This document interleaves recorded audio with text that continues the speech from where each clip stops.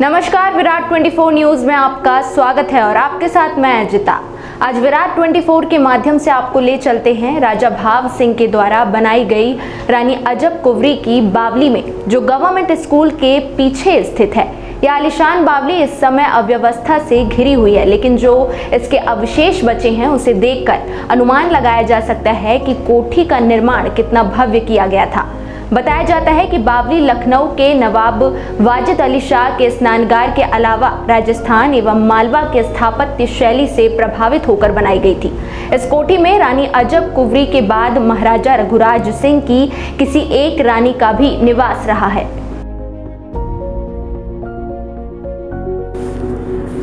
शहर के बीचों बीच गुड़चौक स्थित गवर्नमेंट स्कूल के पीछे स्थित है रानी अजब कुंवरी की बावली, जिसे राजा भाव सिंह ने 1960 से 1994 ईस्वी के द्वारा स्थापना की गई थी। राजा भाव सिंह की कुल 19 रानियां थीं।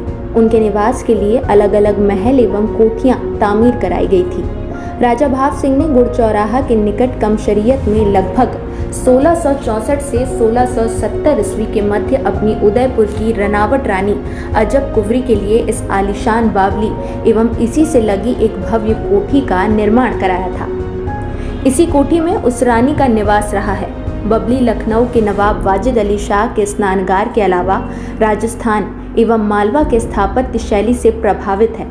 इस कोठी में रानी अजब कुंवरी के बाद महाराजा रघुराज सिंह की किसी एक रानी का निवास रहा है। महाराजा वेंकट रमन के शासनकाल में इसमें वेंकट बटालियन के अफसर थे। इसी बावली से लगा हुआ मौजा था, जो संभवतः रानी की जागीर थी।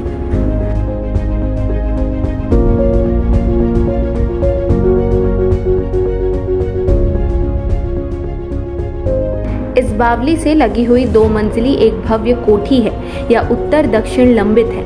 बावली के पूर्व में 2 मंजिला अलंकरण युक्त झरोखेदार कक्ष है। इनका मुख्य द्वार उत्तर दिशा की ओर है। इसकी मेहराब अलंकृत है, जिसमें मयूर पक्षी का शिल्पांगद एवं पुष्प अलंकरण विद्यमान है। इस द्वार के स्तंभ ध्वस्त हो चुके हैं। इसके ऊपर प्रथम तल में खूबसूरत झरोखा है, जिसकी मेरावट कटावदार शाहजहानी शैली की है। मौजूदा वक्त में झरोखा अच्छी हालत में है। यह झरोखा उस कोठी की खूबसूरती में 4 चांद लगा देता है। झरोखे का चपटा ढालू गुंबद राजपूताना शैली से पूर्णतः प्रभावित है। इसी हिस्से की भूमि तल में निर्मित कक्ष के पूर्व पश्चिमी दिशा में 2 बरामदे हैं। इसके स्तंभों का अलंकरण पारंपरिक भारतीय शैली का है। इसकी छत में पटिया और सुर्खी चूने के गारे का इस्तेमाल किया गया है। इसके ऊपर के झरोखे से बैठकर बावली के भीतर तक का नज़ारा देखा जा सकता है। इसकी छत पूरी तरह से ध्वस्त हो चुकी है, मात्र दीवारें खड़ी हैं। इसकी सीढ़ियां खत्म होते ही फिर 3 मंजिला के झरोखेदार कक्ष है। बावली के झरोखे में प्रवेश के लिए शाहजहानी शैली के मेहराब से आच्छादित द्वार है। इसी के ऊपर एक वर्गाकार कक्ष है।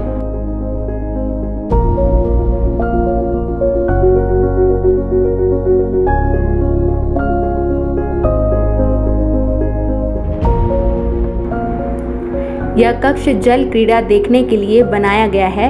मालूम होता है संभवतः इसमें राजा रानी बैठते रहे होंगे। आइए जानते हैं इस बावली के निर्माण के पीछे क्या उद्देश्य था और किसके द्वारा बनवाया गया था। इतिहासकार असद खान से।